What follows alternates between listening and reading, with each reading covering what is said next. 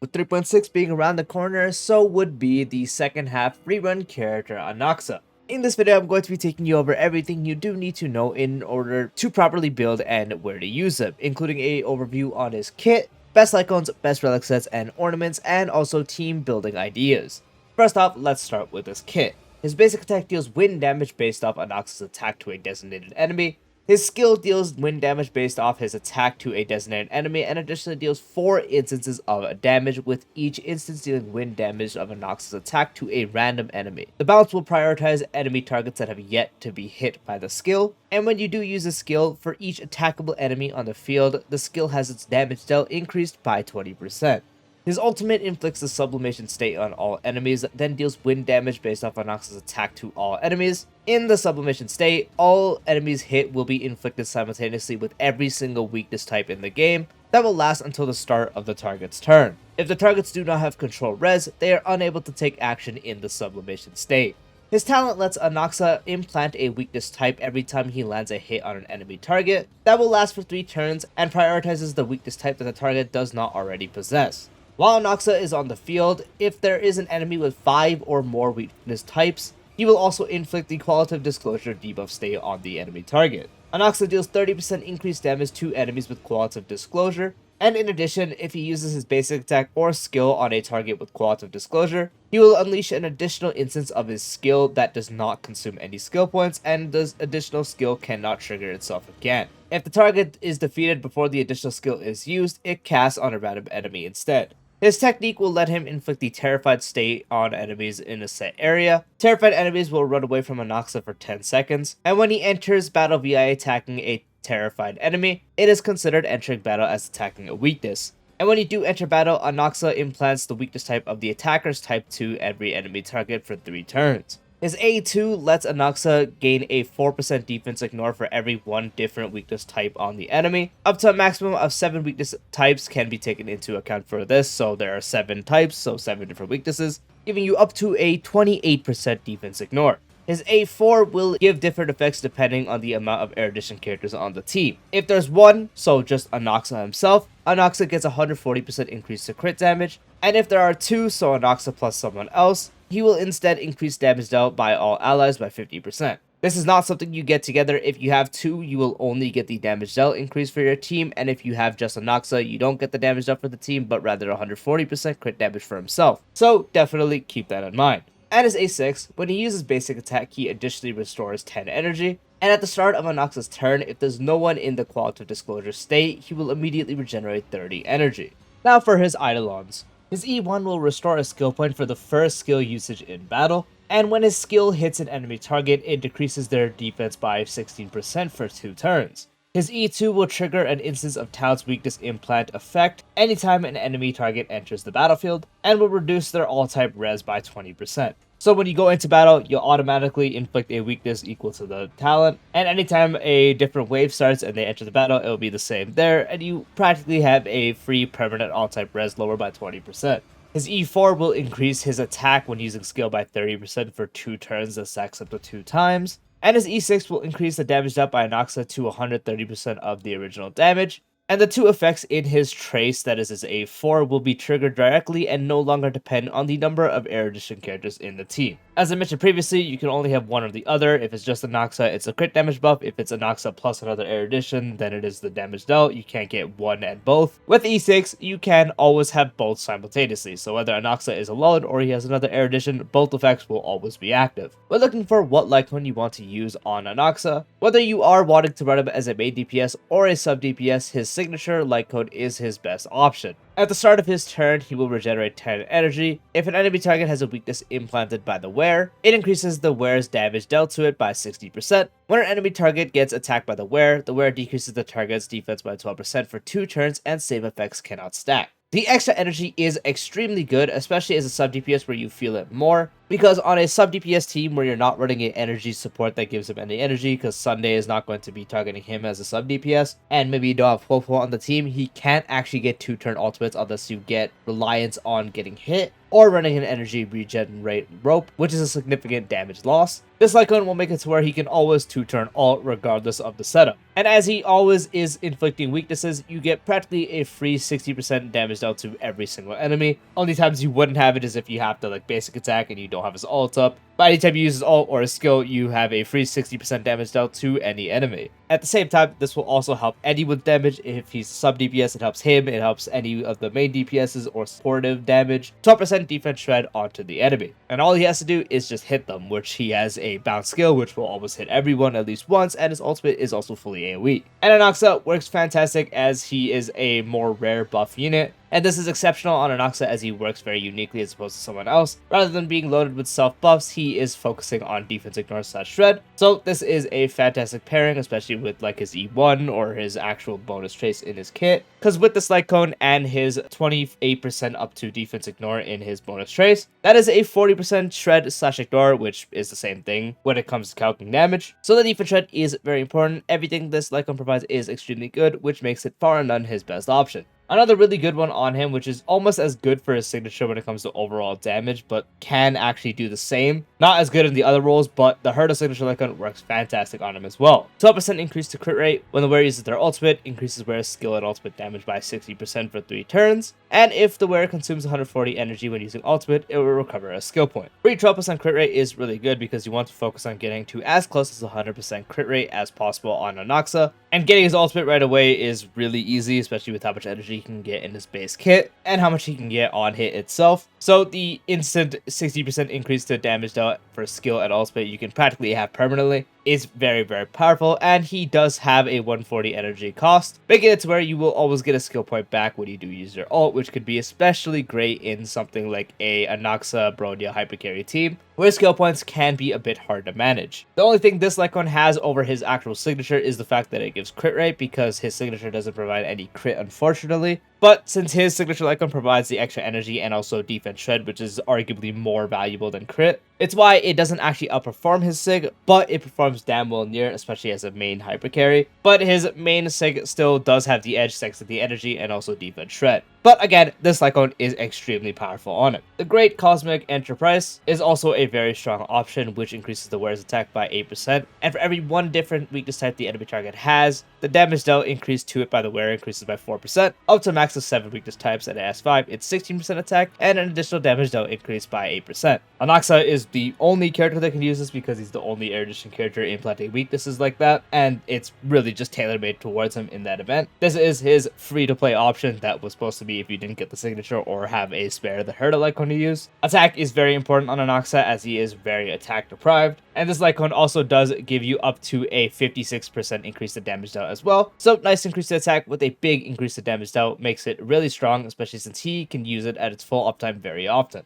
Another really good option is the Today is Another Peaceful Day Battle Pass Lightcone, which after entering battle will increase the damage dealt by the wearer based off their max energy. Each point of energy is a 0.2% increase, and up to a maximum of 160 energy is taken into account. And at S5, it's a 0.4% instead. As I mentioned, unfortunately, Anaxa can't make use of this Lightcone fully since he has a 140 requirement and not a 160 requirement, but it is still up to a 56% increase to damage that you are doing for the wearer, and it's permanent increase throughout the battle, so his basic attack, skill, and ultimate will all do more damage. So it's just a really nice increase of damage, which makes it strong at the cost of not getting any energy, not getting any crit, and also not getting any attack. Just a big increase to damage. Another solid option is Jingwan's signature Lightcone, which does provide the wearer a 36% increase to crit damage and an 18% increase to skill and ultimate damage. Last part is useless since he does not have a follow-up attack. Crit damage is nice. If it was crit rate, it could have been better since Anaxa again wants more crit rate, but it is still going to increase any source of damage you are doing when you are critting. And you also get a free increase to his skill, which is his main source of damage, and also his ultimate, which also hits really hard, which just makes it a nice, easy option to use. Anaxa does have a lot of options for his relic sets, so be sure to pay attention to this part closely. The overall best one for a main DPS, depending on your level in investment, usually goes to the Genius set.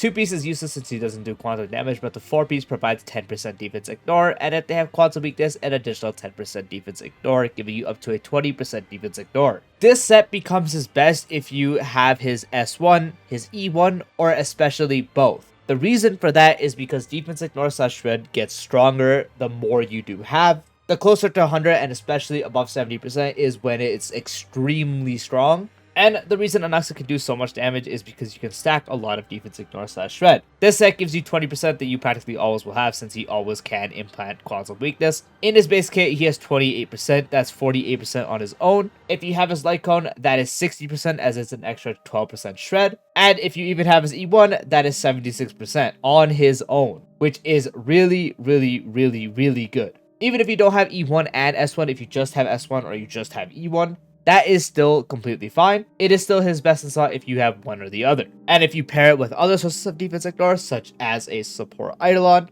or a debuffer such as Silver Wolf or Cypher, especially Cypher's Lightcone, it becomes a lot stronger. So if you're able to reach around the 70 to 80 or even closer to 100% defense shred / ignore, bar none with the help of this relic set is his best slot for his damage. Another really good set that can also technically be his best in slot in a lot of cases is the Eagle set.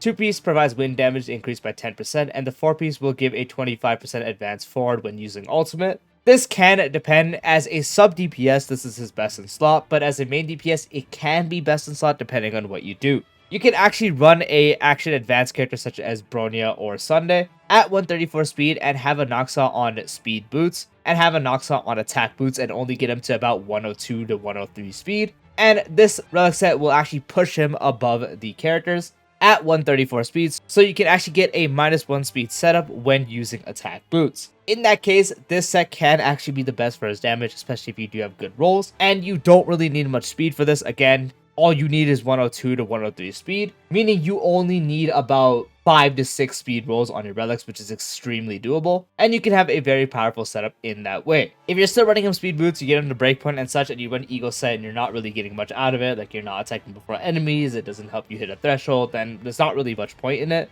And in that case, you're better off using one of the other sets I'm going to mention, or Genius set. But if you are doing the attack boot setup, or you are running him as a sub-DPS because you want him to get as much turns as possible as a sub-DPS, then Eagle set can be the next best option to use. Scholar is also a really powerful option on him, with 2-piece providing 8% crit rate, and 4-piece increasing damage dealt by skill and ultimate by 20%, and after using ultimate, additionally increases the damage dealt by the next skill by 25%.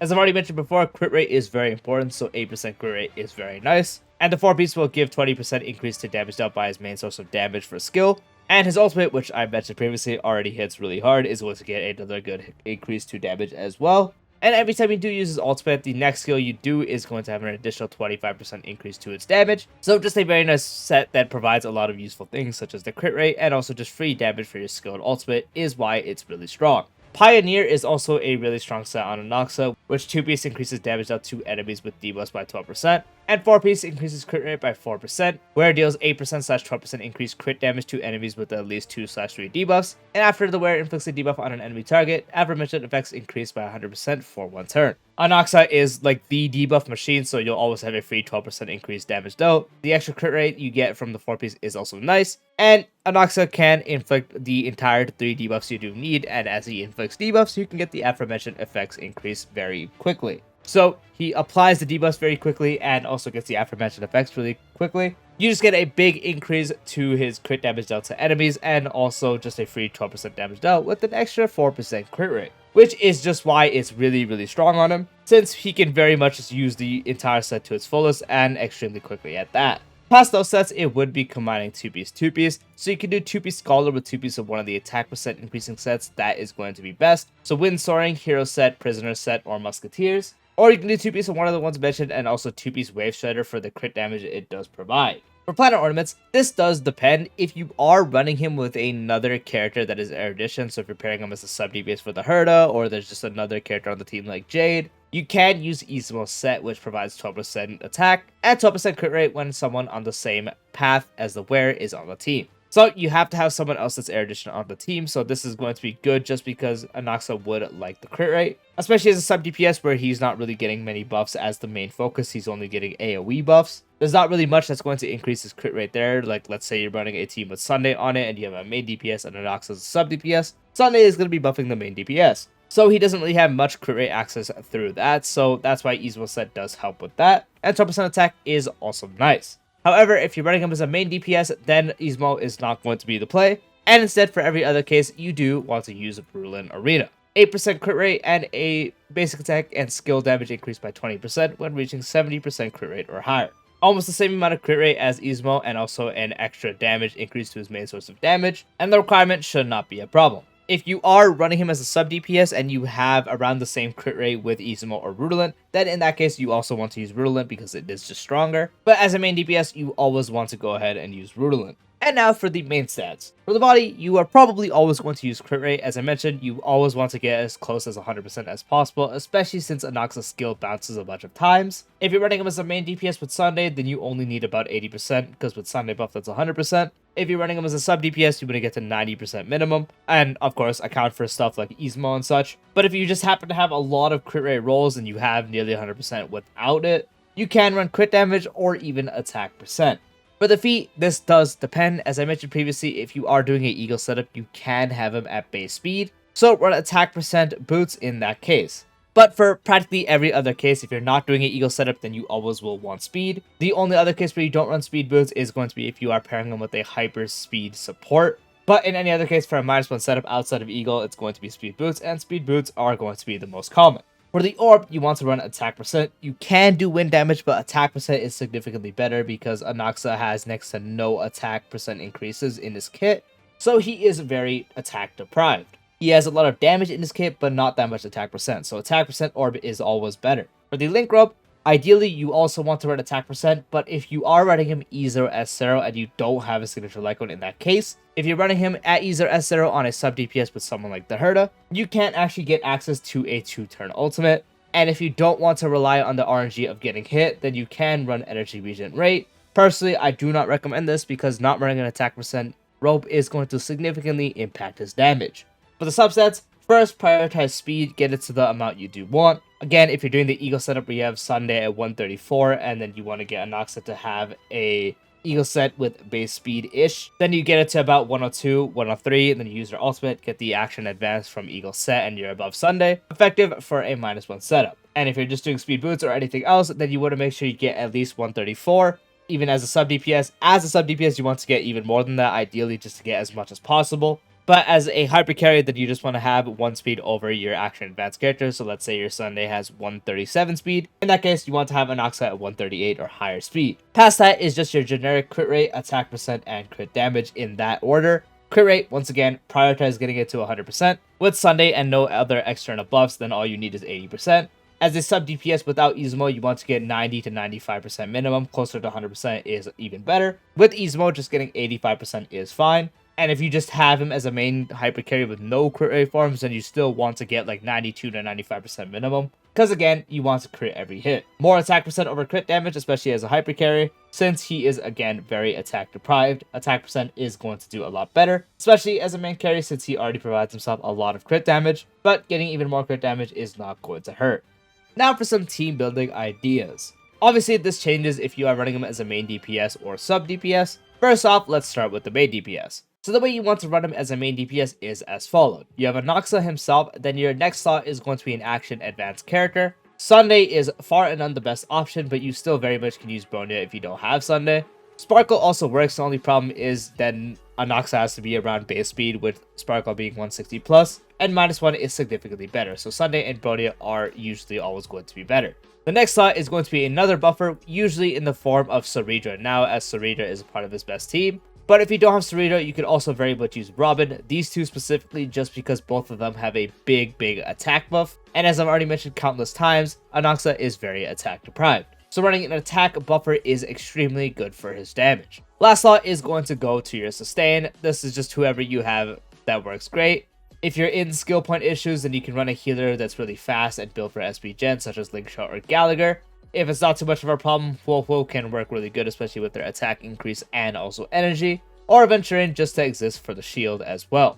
Personally recommend Wo the most because that extra energy and also attack percent buff is extremely good. If you are running him sustainless, then obviously you can sub out the sustain spot, put in another AoE buffer such as Robin, even that still works fine on this team. But if you have E1 Tribi, that's also extremely good, because with this team, Anaxa would already be doing a lot of damage, and E1 Tribi is going to further amplify that, and also with the E1 access to true damage is going to be really good. You don't exclusively have to run another buffer in this slot though, you can still very much use a debuffer such as Cypher. Especially if you have a Lightcone, you can also very much use someone like Silroll for the massive AoE defense shred, and even Pela for her big defense shred, especially if it helps you get closer to 100% defense shred / ignore. But in my case, I will go ahead and put Tribi as an example for a sustainless team. So again, first slot is always going to be an action advanced character. If not Sunday, usually Bronya. Sparkle only works in very niche cases. Next slot, usually someone that can buff attack, usually Saridra. Robin also works great, and also even someone like Tingyun also works really good in this slot as well. Last slot, if sustain, just run whatever sustain is possible. Wolfo is great. If you need skill points, SP Generator like Linkshot or Gallagher is great, even Luocha, or even just someone like a Venturi. So again, in that slot would be sustain. And if sustain this, you can run a debuffer like Cypher or Silverwolf, and also can run a next support such as someone like Tribi as well. Now, if you are running him as a sub-DPS instead, so let's say a sub-DPS for the Herda, my account doesn't have the Herda, so I'm just going to go ahead and put Mini Herda here, just pretend Mini Herda is the Herda. You have the Air Edition team set here. The third slot for the Herda specifically is going to be Tribi. Tribi is very, very thriveful in this environment. Herda is big AoE, her buffs are also really good for the Herda, and also even Anaxa, so it'd be something like this. And again, last slot would just be your sustain. Popo is great, any of the ones I mentioned previously for his main DPS segment as well. And if sustainless, you want to mainly buff someone, and if sustainless, you mainly want to bring someone for the Herda specifically. Someone like Sunday for action advance, or even someone like RMC works great. So you could also just throw on someone like RMC for a sustainless setup like this. And again, if sustained, you just use Popo instead. Anaxa is just a good sub DPS that can slot in with a lot of characters, as he can implant every single weakness, so he can make units work in a lot of cases, since he can implant the weaknesses that the enemies may not have of the main DPS, since he once again implants all of them. So the rest would be relatively suboptimal. It's mainly for fun in that case. That still can work. Like, you can pair him with Aglia, you can pair him with someone like Ratio. Again, these are suboptimal cases, but they do work. And you would change the sports to more focus on that actual main carry of the team. And that does wrap up the full Anaxa guide. I do hope you found this video helpful. If you did, dropping a like would be greatly appreciated. If you're new to the channel or haven't done so already, be sure to subscribe and to the bell icon for future videos like this, along with all the types of style content. And I'll see you later. Peace out.